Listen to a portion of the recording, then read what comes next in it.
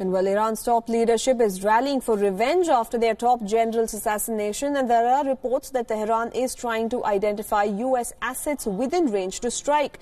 But President Donald Trump has sounded a clear warning to Iran. If U.S. targets are struck, the response will be very fast and very hard, is what the president has gone on to state on Twitter. The president also later reacted and boasted of having brand new military equipment worth $2 trillion.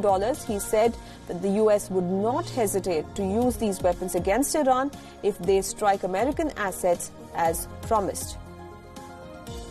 Well, he said, and I quote, "The United States just spent $2 trillion on military equipment. We are the biggest and by far the best in the world. If Iran attacks an American base or any American, we will be sending some of that brand new beautiful equipment their way and without hesitation." Well, earlier he had accused Soleimani of having American blood on his hands. Trump also addressed reports that Iran was going to target U.S. assets in West Asia. In response, Trump claims that 52 Iranian targets have been identified by the U.S., and these targets are reportedly high-profile and important to Iranian culture. The 52 Iranian targets represent the 52 Americans that Iran held hostage after the storming of its embassy back in 1979. U.S. assets in Iraq continue to remain vulnerable amid the rising tensions. Security sources are saying that a blast was heard near the U.S. embassy in Baghdad. Some reports say that the green zone where the embassy is located was hit by a Katyusha rocket. There have been no reports of casualties so far. The Balad Air Force Base in Iraq was also targeted by 2 missiles in a separate attack. The airbase is currently hosting U.S. troops. For Iran, Soleimani was a revered general, but U.S. has categorically called him a terrorist, and the State Department has also released a few figures to support their claims. The U.S. says that Soleimani was responsible for killing 603 U.S. servicemen and maiming thousands more. 17% of U.S. personnel deaths between 2003 and 2011 in Iraq can be attributed to the Quds Force. Now, this is what the State Department claims. To protect American assets in the region, 3,000 U.S. troops are already en route to Kuwait. But U.S. officials have indicated that even more troops could be deployed for tasks like protection of the U.S. embassy in Lebanon, where Iran-backed Hezbollah have considerable clout. In Iraq and Iran, thousands of people continue to mourn the death of General Soleimani. And these visuals that you see on your screens are from the holy shrine of Imam Ali in Najaf. Iraqi PMF militia are traditionally buried at the Wadi al-Salam cemetery in Najaf. And later today, General Soleimani's remains will be taken to Iran's holy city of Mashhad and from there to Tehran. He will be laid to rest in his hometown Kerman on Tuesday.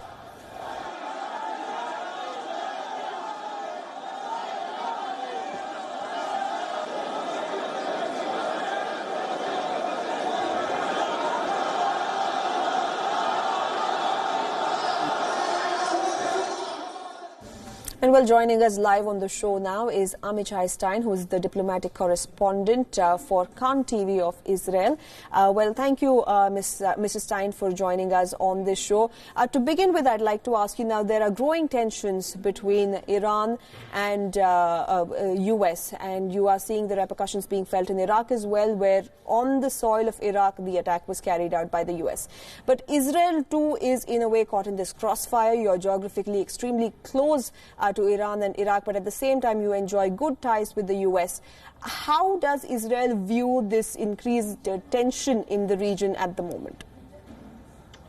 You know, the main thing is surprising here in Israel, the quiet over Soleimani's assassination 2 days ago, because all the ministers were given specific orders not to talk about the issue. Also, the Prime Minister himself gave a very short and brief statement that the U.S. Can protect itself, but Israel is trying really to distance herself from all the story. And we're seeing, at least until this point, the Iranian fire is really at the U.S. and not at Israel. That's why Israel is really trying to keep quiet, not to raise up themselves in all this regional story. There was supposed, by the way, to be today a security cabinet meeting on this issue, but it was delayed for tomorrow. So the assumption in Israel right now, all officials are saying, and the intelligence officials are saying, that the assumption is that Israel is not in the game. So Iran is not going. The chances that Iran will retaliate against Israel are very low, but still Israel is not taking any chance and not doesn't want to be drawn to this game right now. Well, it is understandable why Israel would not want to take sides now or want to make any statements or comments. They are walking a very cautious line right now. But can Israel really stay away? Israel can prove to be a soft target. Now, it's not necessary that Iran will target the military establishments. Iran could go after those countries that have good relations with the U.S., that are allies of the U.S., and Israel is an obvious choice. It is in the region and it has enjoyed a long-standing relationship with the U.S. You're completely right. And, you know, one thing you can say for sure that Israeli officials are not sad. No tears have gone down for the U.S. assassination of Soleimani, because he's also in charge of murdering several Israelis in the past decades. He's in charge of all building the military, Iranian military might in Syria that, like you said, really in the last year acted several times against Israeli targets. So this isn't official. This is a possibility. It might happen, and that's why there is a security increase, a general security increase, and Israel is watching and keeping an eye. And the Prime Minister, by the way, also on Friday, he was supposed to stay in Greece for another, he was in an official visit in Greece for another 24 hours. He cut short his visit and returned already to Israel on Friday. So there is fear in Israel that there might be a retaliation, but Israel, at least we can say publicly, is trying not to broadcast that we are one of the targets that Iran is putting on the list right now.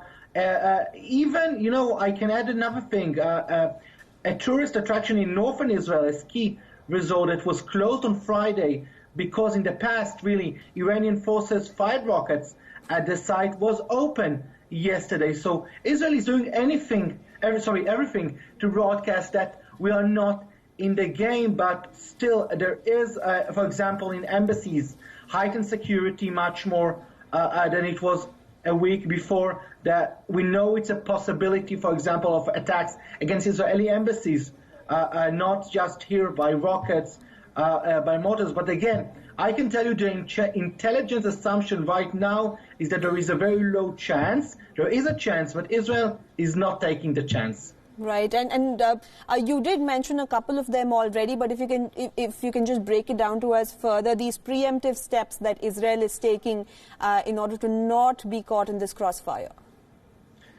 So generally, there is a heightened alert. I mean, it's not like an issue of a red notice or a red code or something like in the military, but still, Israel is keeping a really close eye about all that is happening in the area, maybe for the fear that there, again, might be rockets fired, for example, from Syria area. By the way, we know you don't need a big army to fire several mortars. You just need a specific group, or maybe from Gaza, a small group that will decide to avenge his death, and then they will fire rockets. So this is one possibility. Another possibility is really an attack against Israeli embassies or maybe Jewish institutes abroad. This happened, by the way, in the past.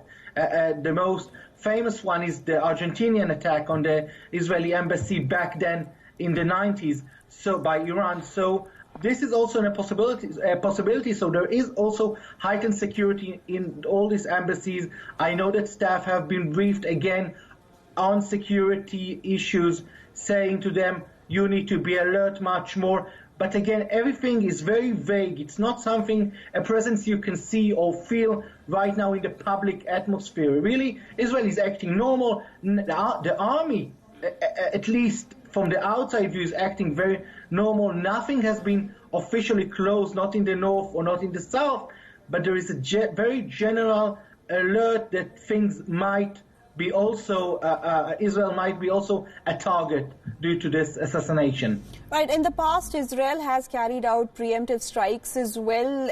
Anything that we're hearing about it now? Regarding, you mean Israeli preemptive strikes? Yes. In the past, when we have seen tensions arise in similar fashion, we have seen Israel carry out preemptive strikes at Iran. Will we see something on those lines this time as well? Is there a possibility? Again, if there's immediate danger, I think it will happen. It happened in the past, not connected to Soleimani. We've seen in Syria several times this year that Iran forces, the Quds forces of Soleimani, planned, for example, a massive drone attack against targets in the north, and Israel has managed to foil this attack the targets before, specific people that were struck before they could manage to commit some kind of attack. So if there's an immediate feeling in Israel that they will see any movement, for example, in the Syrian area of a possible attack, I think, of course, Israel will attack. But this has not changed since Soleimani. This is the Israeli policy in the last 2 or 3 years, or even for the last since it was, established. But especially when you talk about the Syrian, Israel didn't hesitate in the past, in the last 4 years since the Iranians have came to Syria, the last 4 years to attack targets during the field if they feel an imminent possibility of an attack. And I think it won't happen. The hesitation won't happen today, even though the tension, you can say, is much more higher than it was before the assassination of Soleimani.